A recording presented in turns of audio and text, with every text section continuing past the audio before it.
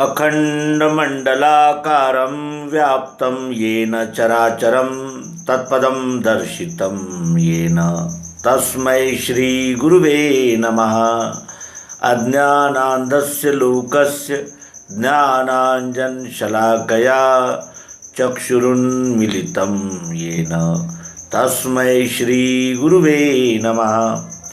अध्यात्म विश्व विज्ञान यूट्यूब चैनल पर अपने सभी प्रिय मित्रों का हार्दिक स्वागत करते हुए अत्यंत प्रसन्नता हो रही है।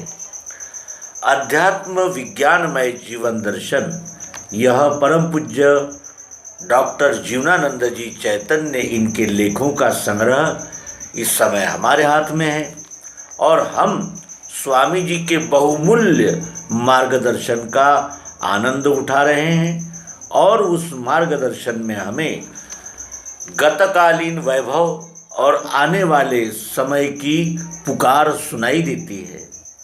भारत भूमि में लोकतंत्र कोई नई बात नहीं रही है। ये यहाँ सतयुग से लेकर अब तक प्रजातंत्र ही रहा। केवल बीच का कुछ समय छोड़ दिया जाए जिसमें मुगलों और अंग्रेज़ों ने, डच और पोर्तुगीज़ों ने जो कुछ भी आक्रमण किया और कुछ भूभाग पर अपनी सत्ता स्थापन की, इतना व्यत्यय छोड़ने पर इस भारतवर्ष में सदैव ही लोक सत्ता गणतंत्र रहा है।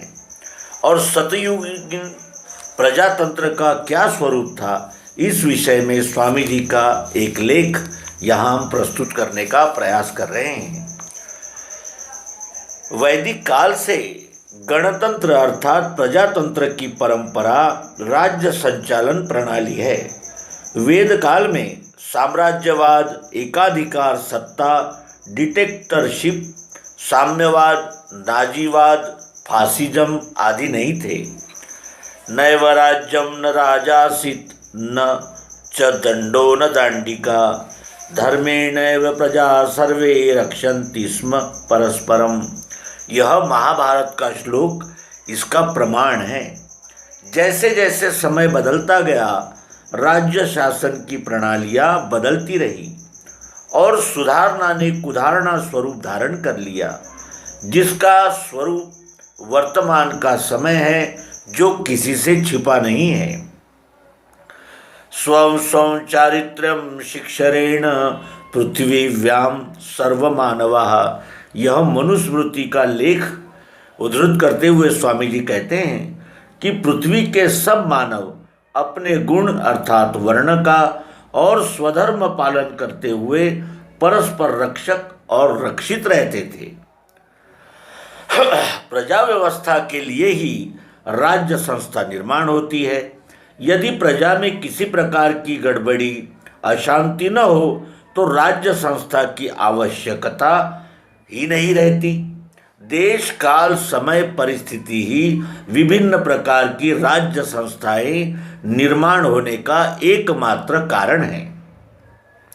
वेद काल में देवों अर्थात दिव्य चक्षुवानों की राज्य शासन प्रणाली निम्न प्रकार थी। समयानुसार उसके अनेक स्वरूप बदलते गए। वेद काल में देवों के मंत्रिमंडल का क्या स्वरूप था?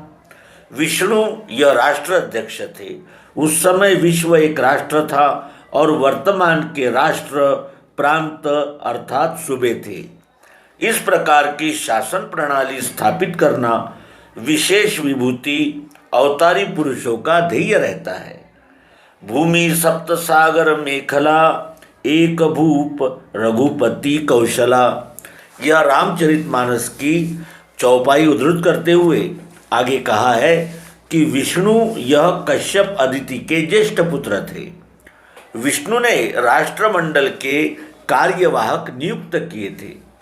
महर्षि भृगु की पुत्री लक्ष्मी विष्णु की सहभागिनी शक्ति स्वरूपा पत्नी थी। विष्णु के मंत्रिमंडल में प्रजा उत्पत्ति अर्थात रति समिति के विभाग अध्यक्ष कामदेव थे। जब काम अध्यक्ष और उसके विभाग में अधिक अनैतिकता और व्यभिचार वृत्ति होने लगी, तब शंकर ने उसे भस्म किया, अर्थात वह विभाग ही बंद कर दिया। इस कारण उसे अनंग नाम दिया है। अनंग अर्थात अव्यक्त, गुप्त रूप से चलते रहना है, जो आज भी चोरी छिपे हो ही रहा है। ब्रह्मा सर्वांगीण विकास अध्यक्ष थे, जिसमें शिक्षा, रक्षा, व्यापार और श्रम विभाग है। शिक्षा देने वाले शिक्षक ब्राह्मण, रक्षा रक्षक क्षत्रिय, व्यापार व्यवसायी वैश्य और श्रम श्रमिक ही शूद्र। ये गुण कर्म के आधार पर 4 वर्ण हुए। चतुर्मुखी विकास होना सामाजिक सुख शांति के लिए नितांत जरूरी है। यह भूलकर ब्रह्मा जी के व्यष्टि शरीर के धड़ पर 4 मुख बतलाने से 4 मुख का ही ब्रह्मा मानने का भ्रम हुआ। महेश गृह मंत्रालय तथा सुरक्षा विभाग के अध्यक्ष थे। ब्रह्मा शंकर विष्णु के परामर्श से ही सर्वांगीण अर्थात चतुर्मुखी विकास और सुरक्षा विभाग का कार्य संचालन करते थे। लक्ष्मी देवी यह अर्थ विभाग की अध्यक्ष थी। अर्थ विभाग में गड़बड़ी न हो, इस कारण विष्णु ने अपनी पत्नी को अर्थ विभाग सौंपा था। सरस्वती देवी सर्वांगीण विकास हेतु शिक्षा अर्थात विद्या का सुचारू विधिवत सुचालन होना जरूरी होता है। इस कारण सरस्वती को ही शिक्षा विभाग सौंपा था। ठीक सुचारू शिक्षा न होने के कारण ही रक्षा, व्यापार, उद्योग और श्रम में भ्रष्टाचार फैलकर मानव जगत में अशांति होती है। दुर्गा देवी को सुरक्षा विभाग दिया था। दुर्गा ने अपने पुत्र कार्तिकेय को सेनाध्यक्ष नियुक्त किया था। यह महेश अर्थात शंकर की अर्धांगी है। धर्मराज न्याय और कानून विभाग के अध्यक्ष थे। यमराज को न्याय विभाग का मुख्य अधिकारी नियुक्त किया गया था। अन्नपूर्णा देवी खाद्य उत्पादन, आयात, निर्यात, आपूर्ति की खाद्य विभाग अध्यक्ष नियुक्त की गई। इंद्र यह सत्ताधारी पार्टी के अध्यक्ष पद का नाम है। नारद सूचना प्रसारण विभाग के अध्यक्ष थे। वरुण जल संसाधन प्रदाय आपूर्ति विभाग अध्यक्ष थे। अश्विनी कुमार लोक स्वास्थ्य विभाग के अध्यक्ष थे। इस प्रकार उपरोक्त दर्शाए अनुसार वैदिक काल में राष्ट्र अध्यक्ष और राष्ट्र का सर्वांगीण विकास, कार्य, शिक्षा, रक्षा, उद्योग, श्रम संचालन हेतु समय समय पर राष्ट्राध्यक्ष और उनके अनेक सहयोगी मंडल, समितियां निर्माण होती और बदलती रहती थी। वैदिक काल की उसी परंपरा की प्रथा आज दृष्टिगोचर नहीं होती। लोकतंत्र, प्रजातंत्र की सुख शांति पूर्ण व्यवस्था स्थापन हेतु आवश्यक है। यदि शासक और शासित वर्ग में परस्पर प्रेम, सद्भाव और सुख शांति का दृश्य न दिखे तो उसमें सुधार होकर राज्य संचालक वर्ग और प्रजा के हित समान रूप से परम सुख शांतिमय होने हेतु सुधार होना जरूरी है। बिना अध्यात्म विज्ञान अर्थात दिव्य चक्षु योग के प्राप्त हुए सुधार होना असंभव है। भगवान श्री मायानंद जी चैतन्य का नवम बुद्ध अवतार उपरोक्त मानव जगत की एकात्मता, मत, पंथ, संप्रदाय रहित परस्पर सेवा में शांति स्थापना हेतु ही हुआ है। वीरवर अर्जुन क्षत्रिय स्वभाव का था। क्षत्रिय स्वभाव का होने से दिव्य चक्षु के अनुभव बिना भ्रमग्रस्त किंग कर्तव्य विमूढ़ होकर स्वर्ण धर्म से परांगमुख होकर भिक्षावृत्ति से जीवन यापन को तैयार हो गया था। श्री कृष्ण जी ने उपदेश दिया, इदं तु ते गुह्यतमं प्रवक्ष्याम्य न सूयवे ज्ञानम विज्ञान सहितं यज्ञात्वा मोक्षसे शुभात् राज विद्या राजगुह्य पवित्रमिदमुत्तमं प्रत्यक्षावगमं धर्म्यं सुसुखं कर्तुं व्ययम्।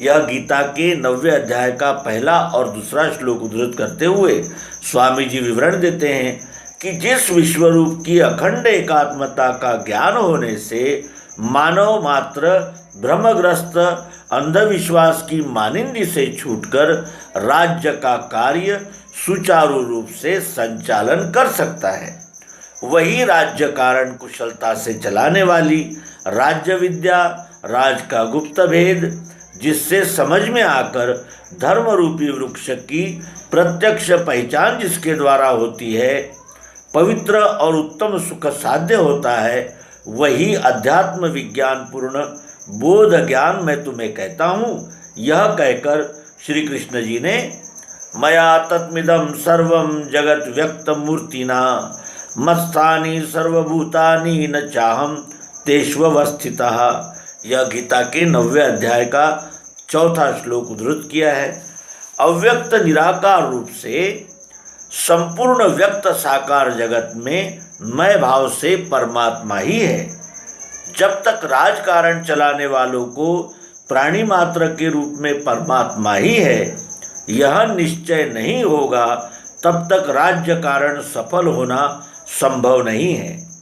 पूर्व काल में सृष्टि व्यवस्था संचालन आदि प्रजापति विष्णु नामक विशेष विभूति ने इसी विज्ञान योग से की थी। अपना कार्यकाल समाप्त होने के पूर्व ही प्रथम प्रजापति ब्रह्मा जी को इसी विज्ञान योग का उपदेश दिया था। ज्ञानम परम गुह्यम एयत् विज्ञान समन्वितम सरहस्यम तदागम च गृहाण गदितम मया येवानहम यथा भावो यद्रूप गुणकर्मकः तथैव तत्व विज्ञानमस्तु ते मदनुग्रहात् अहमेवावसमेवाग्रम न नान्यतयत् सत्सत् परम पश्चादहम पदे तच्च यो अवशिष्ये तसोमहम। यह भागवत के स्कंद 2 के अध्याय 9 में 30 और 36 क्रमांक के श्लोक है। राष्ट्र अध्यक्ष आद्य प्रजापति विष्णु ने ब्रह्मा से कहा, हमारा जो परम मुख्य ज्ञान विज्ञान के प्रत्यक्ष बोध से समन्वित है वह देता हूँ। मैं कितना हूँ, मेरे भाव, रूप, गुण और कर्म जितने हैं उसकी तात्विकता विज्ञान योग से तुम मेरे प्रसन्नता और अनुग्रह से समझो, ग्रहण करो। जिस समय सृष्टि विस्तार के रूप में कुछ नहीं था और जो सृष्टि विस्तार रूप में है और अंत में जब सृष्टि विस्तार के रूप में नहीं रहेगी तब भी परमात्मा ही है। सत अर्थात अक्षर, असत अर्थात क्षर और परम अर्थात परमात्मा ही है।